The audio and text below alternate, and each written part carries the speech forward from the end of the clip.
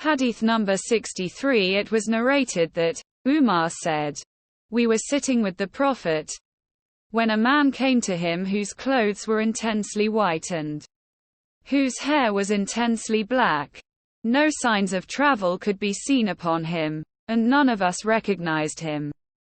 He sat down facing the Prophet, with his knees touching his, and he put his hands on his thighs, and said, 'O Muhammad, what is Islam?'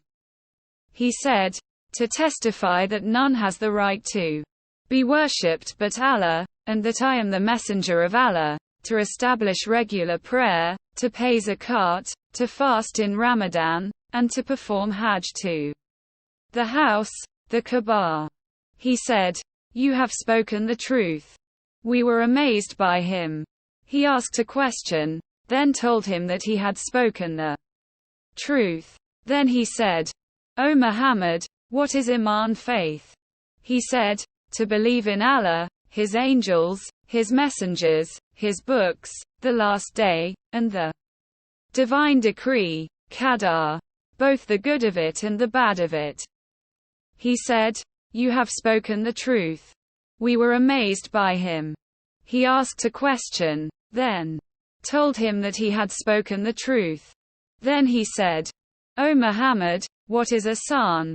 Right action, goodness, sincerity?'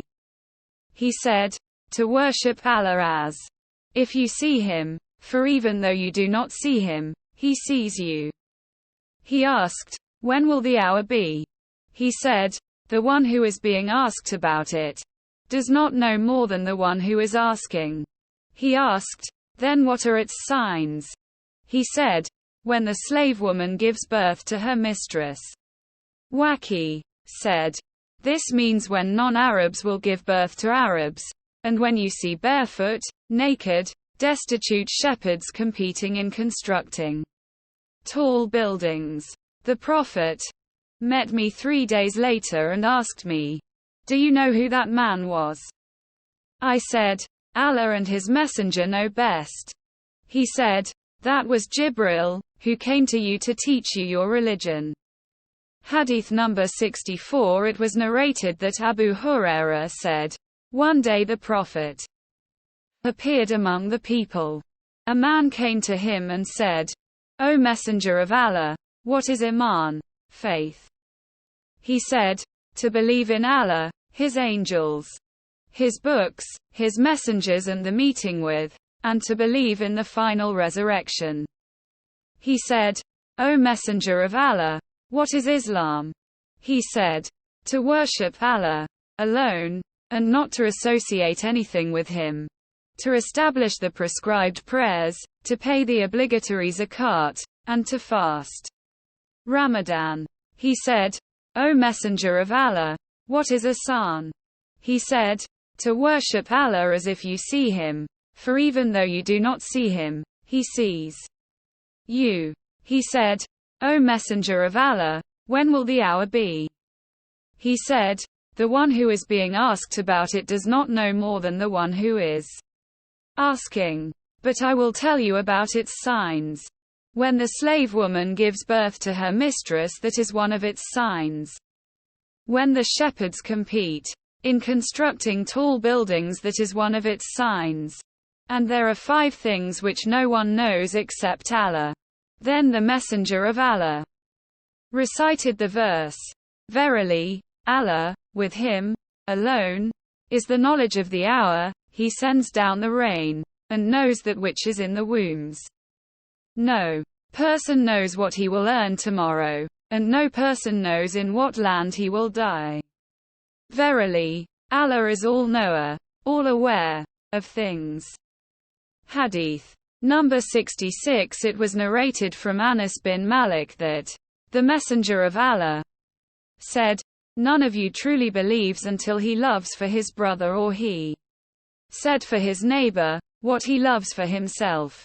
Hadith number 67. It was narrated that Anas bin Malik said, the Messenger of Allah said, "None of you truly believes until I am more beloved to him than his child, his father and all the people." Hadith number 68. It was narrated that Abu Hurairah said, "The Messenger of Allah said, by the one in whose hand is my soul, you will not enter paradise until you believe, and you will not truly believe until you love one another. Shall I not tell you of something which, if you do it, you will love one another? Spread the greetings of salam amongst yourselves." Hadith number 69. It was narrated that Abdullah said, "The Messenger of Allah said, verbally abusing a Muslim is immorality and fighting him is disbelief." Hadith number 71. It was narrated that Abu Hurairah said, "The Messenger of Allah said, I have been commanded to fight the people until they testify to La ilaha illallah, none has the right to be worshipped but Allah, and that I am the Messenger of Allah, and establish regular prayers and pay zakat." Hadith number 72. It was narrated that Mu'adh bin Jabal said, "The Messenger of Allah said, I have been commanded to fight the people until they testify to La ilaha illallah, none has the right to be worshipped but Allah, and that I am the Messenger of Allah, and establish regular prayers and pay zakat." Hadith number 76. Abdullah bin Mas'ud said, "The Messenger of Allah, the true and truly inspired one, told us that the creation of one of you is put together in his mother's womb for 40 days, then it becomes a clot for a similar length of time, then it becomes a chewed lump of flesh for a similar length of time. Then Allah sends the angel to him and commands him to write down 4 things. He says, write down his deeds, his lifespan, his provision, and whether he is doomed, destined for hell, or blessed, destined for paradise. By the one in whose hand is my soul, one of you may do the deeds of the people of paradise until there is no more than a forearm's length between him and it. Then the decree overtakes him and he does the deeds of the people of hell until there is no more than a forearm's length between him and it.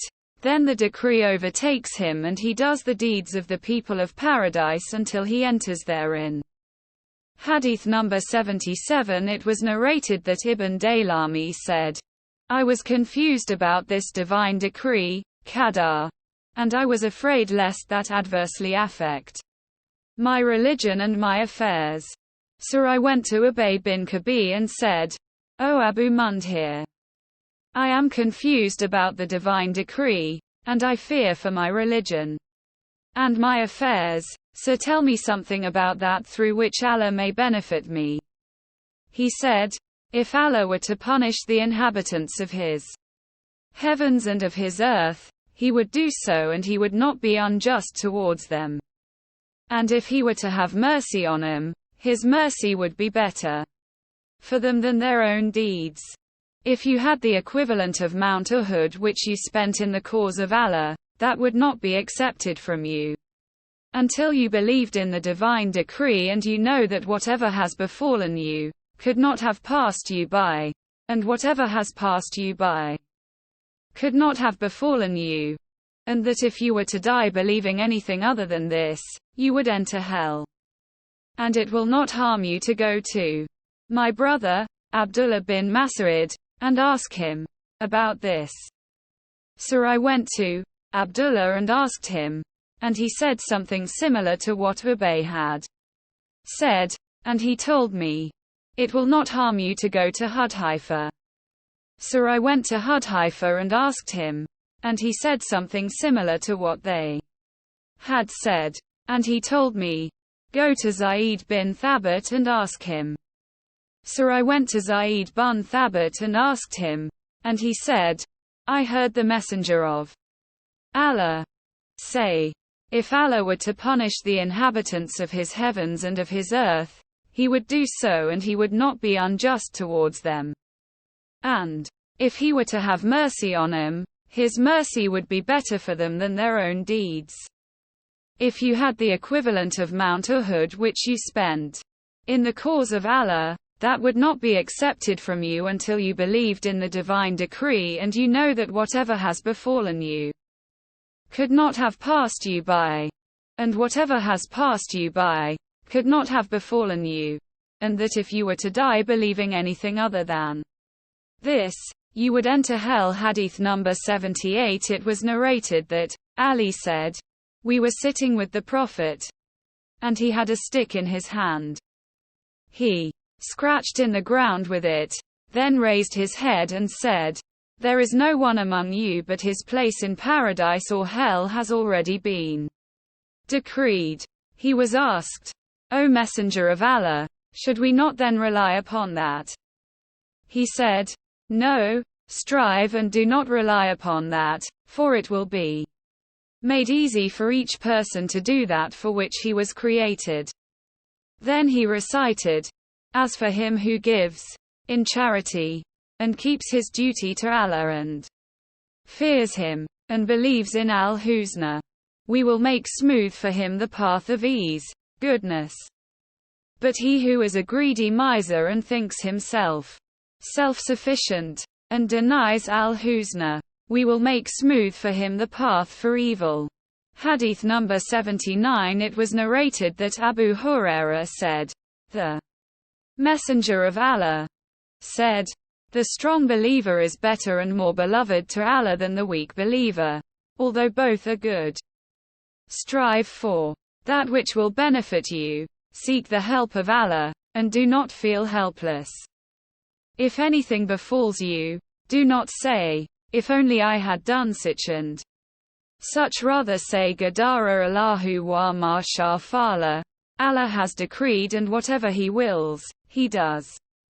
For saying, 'if' opens the door to the deeds of Satan." Hadith 80. It was narrated that Amr bin Dinar heard Tawus say, "I heard Abu Hurairah narrating that the Prophet said, 'Adam and Musa debated, and Musa said to him, O Adam, you are our father but have deprived us and caused us to be expelled from paradise because of your sin. Adam said to him, O Musa, Allah chose you to speak with, and he wrote the Torah for you with his own hand.